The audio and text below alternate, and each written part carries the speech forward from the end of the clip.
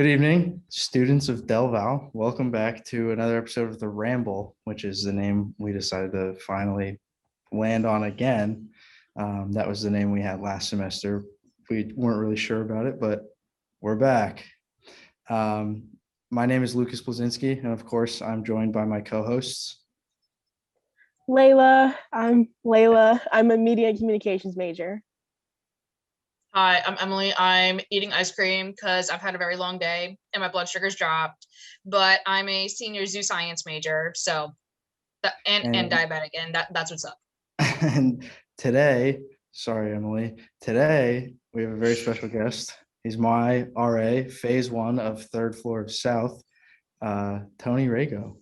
Hey guys, I'm Tony. I'm a sophomore small animal science major pre-vet. I'm excited to be on the show. Oh, we're excited to have you, buddy. So Tony, Yes. as I said, obviously you are an RA, which stands for Resident assistant.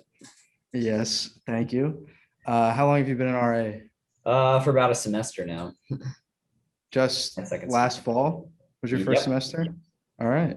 I was my first year in South. How about you? Same. I was in Yeah. Burke and Samuel last year. I was in Ugh, Samuel sorry. my freshman and sophomore year. I was in Samuel, so it was a pretty big change going into South. Yeah. So what would you say, like, what's your everyday RA life like? Is it any different from like a typical student here? Well, sometimes it kind of depends what day of the week it is. But most of the time it's a lot easier waking up because I don't have a roommate. So I don't have to do it with somebody else, which is really nice. But if it's a duty night, I'll spend the last 3 hours of my night walking around South, make sure there's no, funny business going on in the hallways. Yeah. Nobody's passed out drunk outside, all that good stuff. But otherwise, it's mainly like my normal life, but all by myself. Yeah, that sounds like a pretty decent gig. Yeah. You has anything happened to you in the last year or so that's been memorable as an RA? Well, I got really lucky. Well, I guess lucky is the term for it. But my floor is really good. I never have any issues with them. Yeah, you guys are great. On behalf of all of us, thank you. Thank you. But yeah, South usually isn't bad, except for the one year where they flipped the piano downstairs. A couple kids got drunk and that happened. So I think we all remember that. Yeah. Wait, what year? What year was that? I think it was either last year or the year before. I feel like it was spring, like right before we got sent home, or maybe it was even last semester. I don't remember. I know it was I feel like I would know this. pretty Because when we recent. were doing training, Thor, he was like, theoretically, let's say a couple students flipped the piano down on the basement. I'm like, yo, who would do that? And then come to find out that actually happened. Like, oh, okay. That's awesome. Well, it's not awesome, but Well, it's no. It's pretty funny though. It's one of those stories that you don't hear of very often, but Yeah. definitely unfortunate for the piano and for the school, of course. Mm. That poor piano. I swear that piano is hardly ever tuned, and people try to play it, and it's just half the time it sounds great, other times it's nails on a chalkboard. The best hall to be in is probably my hall. If I'm being completely honest, I've only had like one issue with one person, and that's it. Most of the other RAs like have a couple, but I mean, my floor's been absolutely amazing. But with Burke, I'm sure you already know, but they're kind of off the resocialization plan right now. They're kind of wild down there.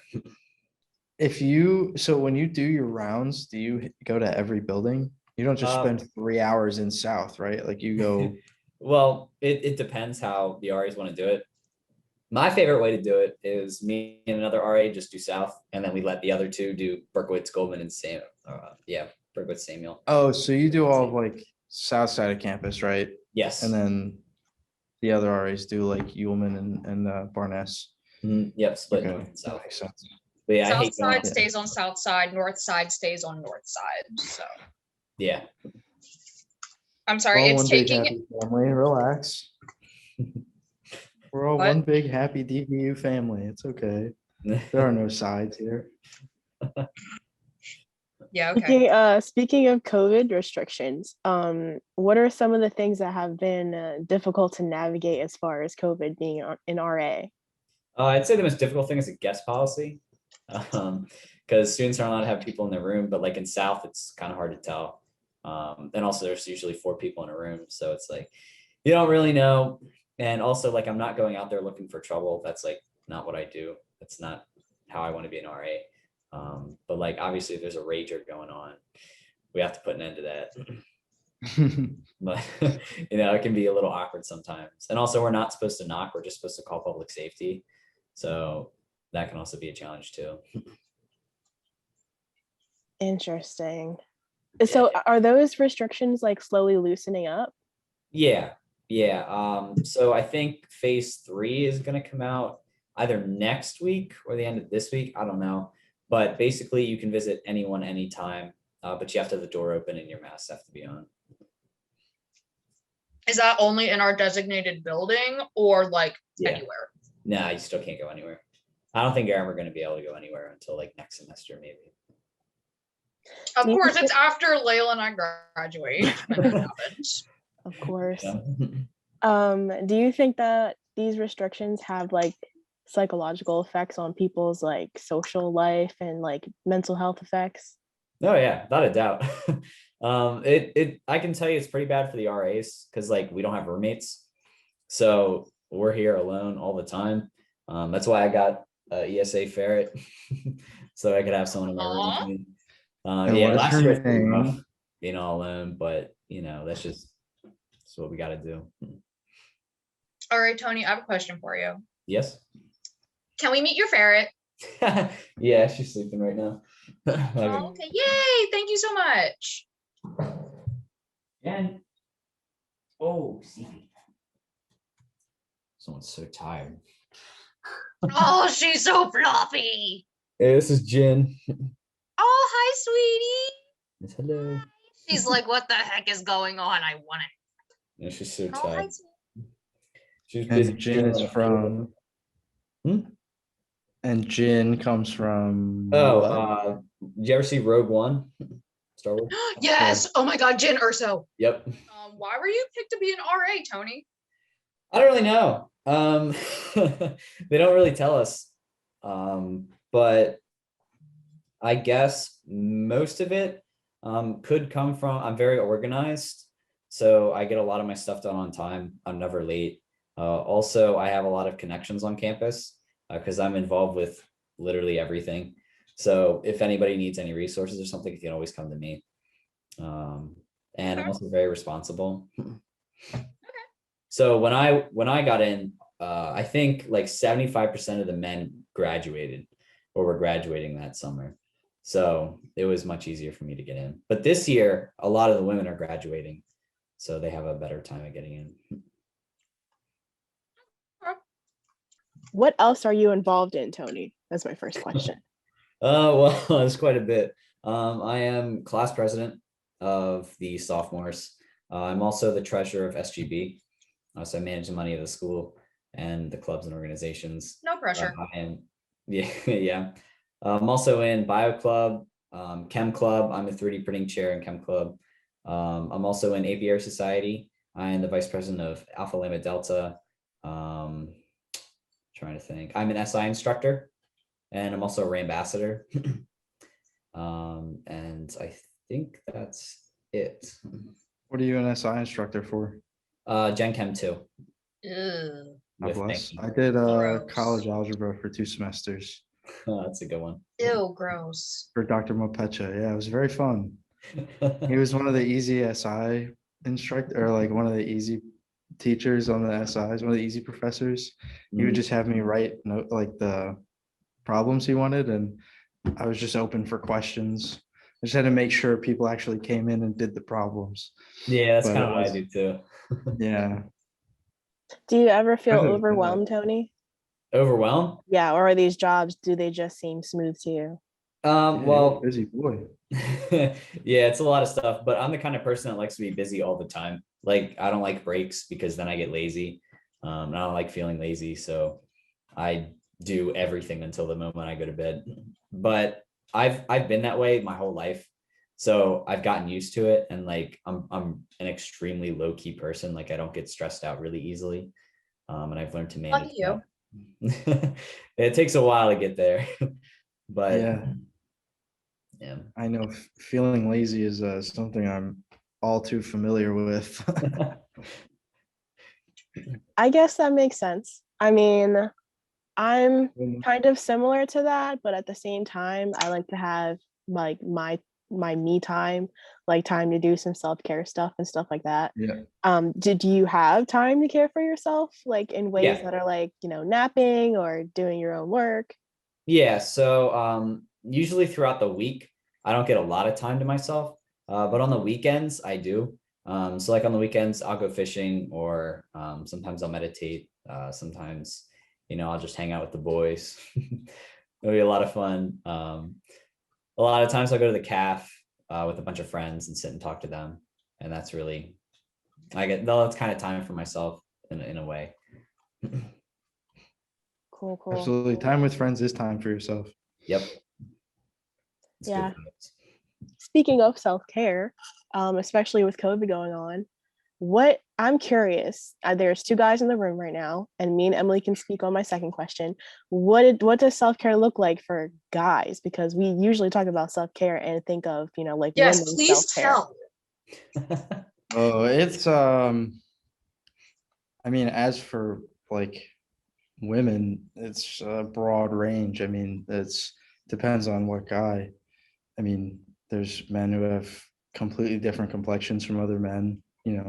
It's different, for genders and for people with different nationalities have different hair and different skin and stuff like that. So it's the same in that regard for women. And a lot of guys take it more seriously than others, I feel like, right, Tony? Depending Yeah. on what we're talking about. I mean, some people feel like some guys, their form of self-care is getting blackout drunk once every weekend, and that gets them through the school week. Other guys, physical self-care, like, Working out. yeah, exercise. I mean, my roommate and I are gym partners. We go 5 days a week, and that's the Dang. only thing really that's the number one thing that has gotten me through these like 2.5, 3 years of school at college, is that like I base everything around that, because that keeps me straight and focused. Just a solid 2 hours a day of only focusing on myself and pushing, like I'm constantly pushing myself mentally to my limits at school. So pushing myself physically to my limits is another way of bringing myself back centered, I guess. Gotcha. Tony, what do you have? Speak on that. So in terms of self-care, I think this semester I've been doing more self-care than I ever have. And it's definitely had an effect on who I am and who I see myself as. So some stuff that I've been doing, I've been going to the gym almost every morning with Nigel, and we've been working out at the edge. And man, he kicks my butt, but it's all For good. sure. It's a lot of work, but I like working hard. I like seeing improvement. So I've been seeing a lot of that. Also, another thing I've been doing is I've started meditating. That Yeah. it sounds weird, but like it definitely helps, because I think having control of your thoughts is something that almost everybody overlooks and not a lot of people can do, because many people let their thoughts control them, and that can lead to a lot of anxiety. Yeah. Sometimes it's good to just take a break from the world, breathe, because you can spend a lot of time in your head, especially with school and tests and other people and COVID. Yes. And I got all this stuff piling on top of each other. And all you do is just think about it. And then if you just sit there and think about it, I mean, it's not doing anything for you. It's not doing anything for your situation. It's not doing anything for anybody. But if you sit there and you breathe, you get in the moment, you come back to reality. You live for the moment instead of living in your head. And you can start being more productive, and you can start interacting more, doing things about, what's bothering you. And this semester, above all, like I've definitely seen that after I started meditating, like, I'm more focused on things. If something worries me, I'm going to do something about it. I'm not just going to sit here and worry about it because Yep. it's nothing done. So I definitely think, controlling your thoughts is astronomically important. That's one thing I've learned. But another thing that I've started doing is I've been working on discipline. And Yeah. one of the things that I've been doing is I can't do it anymore because, I'm trying to build muscle, and I started running in the morning, running a mile every day. Yeah. And that's fat burning. And I have an extremely low body fat percentage. So, and Yeah. High the guy at the gym, metabolism. yeah, he was doing my Yeah. in-body. He was like, "Yo, you Lucky. gotta stop." It's like, okay. So I would wake up at 6 a.m. every day for like the past 3 weeks, and I would just go on a mile run in the cold, no matter the rain, no matter Oh, the snow, no matter nothing. I would just go out there and run. And I did with it our because I boys hate Ted and running. Andreas? Huh? With our boys Ted and Andreas, third No. floor? Mm. No, they run for soccer. Have you seen them Oh, they out there do? the past couple of weeks? No. I think they go out like 6 in the morning or something like that. Something That's crazy for crazy. soccer. Yeah. Yeah, it's crazy, but I hate the cold. I hate running. But each time I do it, like my will gets stronger, and like it forces me to do something that I don't want to do. Oh And yeah. in a way, it sounds weird, but like it makes me a stronger person because like it gives me so much confidence. If I can do that, Absolutely. my day can't get any worse, right? And That's like something I've thought about a lot recently, and I've been hearing a lot in podcasts that I listen to, people talking about um, purposely putting themselves in like not a horrible situation, but like a seriously anxiety inducing situation, and getting themselves through it in order to become stronger at the end. And I never really like, in the moment when you're really going through something, that brings a lot of anxiety on, you kind of always focus on the negative aspect of it. But then, I realized, last semester was a bit of a roller coaster for me. And I realized at the end, everything just turned me into a better person. And even though it wasn't on purpose, now I see the value in going out and maybe, not necessarily getting myself in like a dangerous situation, but maybe letting some work pile up when I wouldn't usually do that, and feeling not the angst, the tension of how much procrastinating can really put it like hold on things, and make you stressed. And I feel like it, makes me a harder worker, oh yeah. and makes me more calm for when real life, out of the blue situations do happen. No, you're definitely right on that. Because failure will make you stronger. And, when you're in these situations that are really high anxiety, you want to give up. And the more you say no to that, the more you're going to say no to that in relation to something bigger. Like, one of my dreams is to become a veterinarian, travel the world, work with exotics and marine wildlife. But the thing is, like, as I force myself, right, is that practice persistence, practice dedication, not giving up, that mentality is going to transfer to that. So, like, let's say I don't get into vet school, right?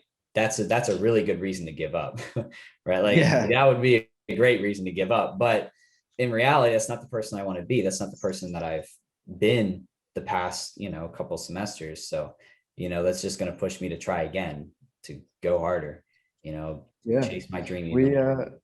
I was having a conversation about something like that the other day, talking about how like attitude at the smallest level can really just affect how far you really could make it. Like, if you just staying in that negative point of view and surrounding yourself in a negative mindset is just going to bring negativity into your life. Exactly. Trying to focus on the positive parts of things, and what it's going to be like after the situation is over, maybe like, because negativity is just a spiral, and it's also very contagious. But also so is positivity as well. People are naturally gravitated towards positive people, happy people, because they want to be like them. Nobody wants to be negative, of course. but way too many people are. Great mindset, guys. You have a great RA on your hands, Lucas. Hey, why do you think I brought him on?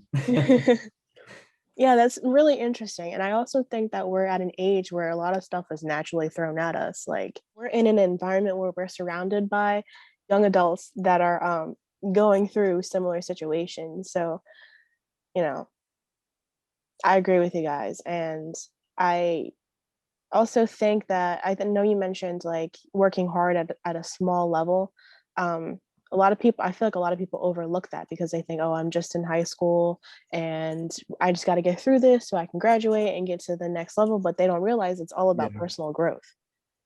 So, Yeah, I mean, you know, I've had my fair share of like low skill jobs that, well, I shouldn't say fair share. I've had three, but enough time spent at those jobs to where I've seen the ins and outs of how food service and how retail work and I worked in a warehouse this past summer, seeing how that stuff works, not even doing customer service. So, you know, I've seen like a lot of different views of these low skill jobs that not, I wouldn't say low skill, but low pay jobs, entry level jobs.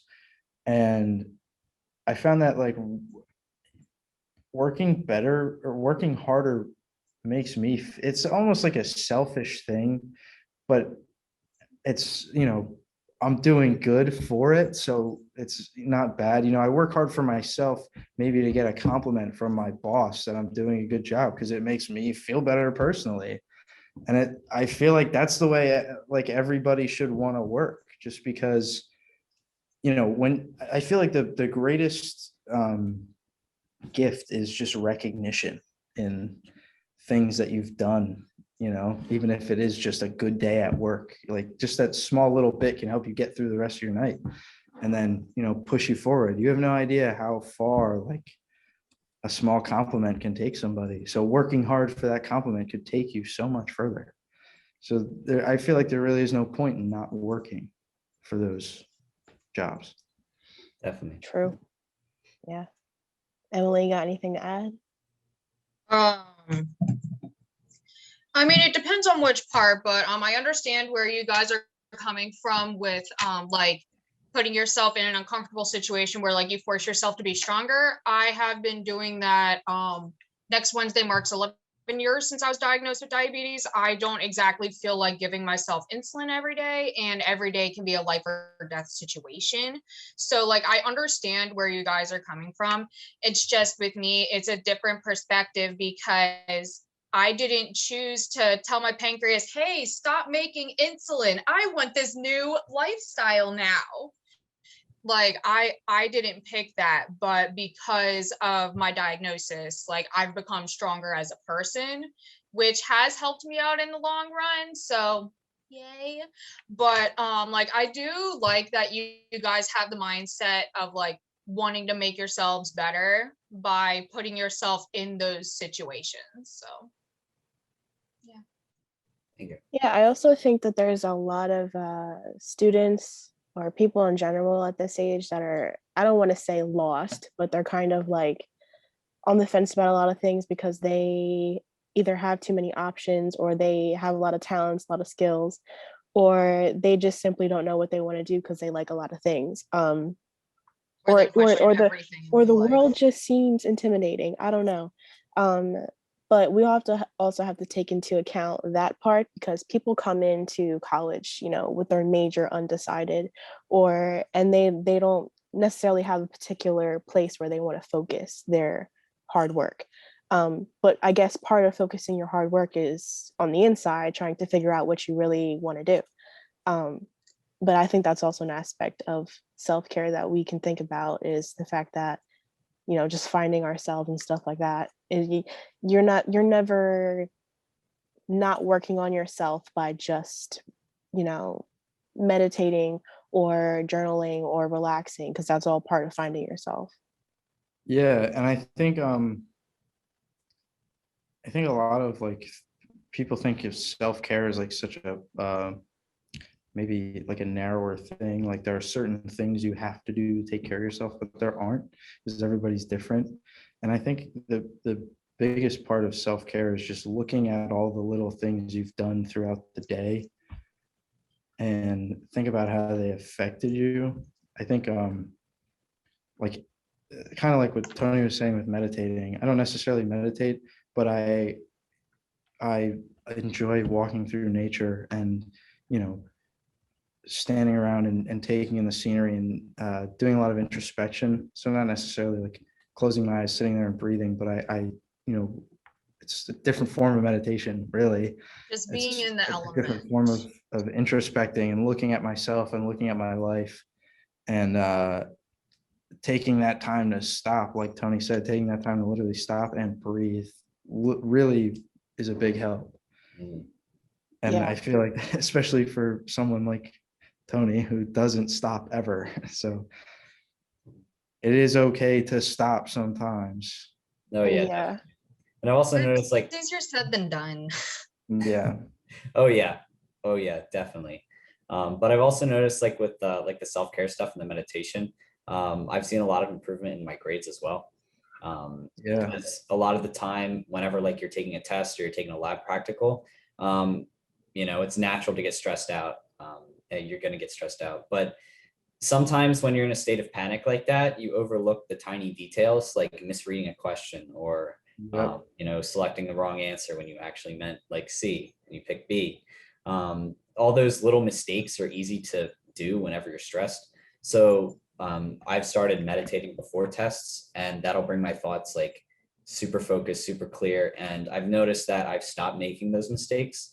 And also another weird thing, uh, when you meditate, it kind of activates your subconscious mind, which I don't know if you've taken psychology, but is your conscious and subconscious mind. Your subconscious mind knows a lot more than your conscious one. But like when you take a test, like sometimes I'll get a feeling about a certain answer. And like that's my subconscious mind telling me that's the right one. And it usually is. So there's a lot of benefits to that as well. Yeah. Yeah. Usually the first thing you think of is the right one, and then you second guess yourself and it ends up being wrong. But sometimes your instincts, what you think are instincts, are just what your memories are bringing back to you from studying. You Yeah. know, that's subconscious, what you thought or what you said. Yeah. Yeah. A lot of people don't even know like how to begin with meditation. I mean, they don't understand the concept of just not thinking about anything. They can't empty their brain. It's So really hard. how do you do that, Tony? Like what is your process? So usually I do 10 minutes. And basically what you do is you sit there and you have to be in a comfortable position. Either you can lay down, you can sit like this, you can do whatever you want. And you just basically focus on your breathing, and that is it. You don't think about anything. You don't, you don't interact with anything. You just sit here and you focus on your breaths for 10 minutes. Yep. Usually the first 7 minutes is me like getting my thoughts back onto my breathing, because I am a very in my head a lot. But like after those 7 minutes, it's just constant. The last 3 minutes are usually just focused on my breathing. And after that, you have so much control over everything that you think. It's incredible. Like it's like a superpower almost. But that's all you do is just focus on your breathing. And if you think of something else, just bring it back to your breathing. Right? That's it. Just bringing it back. And every single time you bring it back, you're getting stronger, or your mind is Yeah. getting stronger. You're forcing yourself to think about something so simple, such as breathing, something so simple, something so boring. You just have to sit there and think about it, and that's it. Thanks, Tony, for that little tutorial. I like to do it with music. You do. Um, yeah, but like really calming music, not nothing that's like screamo, like punk music. Throwing my head against the wall. No. Like what Hey, Lucas likes. I don't listen to when I meditate, but when I I'd hope have done it, my favorite place to do it was in the gym where they have a dry sauna, and I had only two things to think about, and it was my breathing and how goddamn hot it was in there. So it was, it helped in that aspect, and it also has other, sitting in a sauna has other health aspects, but that was my favorite place to do it. It was just because after it, I would just sit there and relax and just try and think about, and I already had all the endorphins running from the workout stuff. So it was just, that was like I thought was my ideal meditation. All right. Thank you guys for tuning in. This has been The Ramble. Lucas, once again, joined here by Layla, Emily, and my RA, Tony. Tony, thank you so much for coming. Yeah, thank you for having me.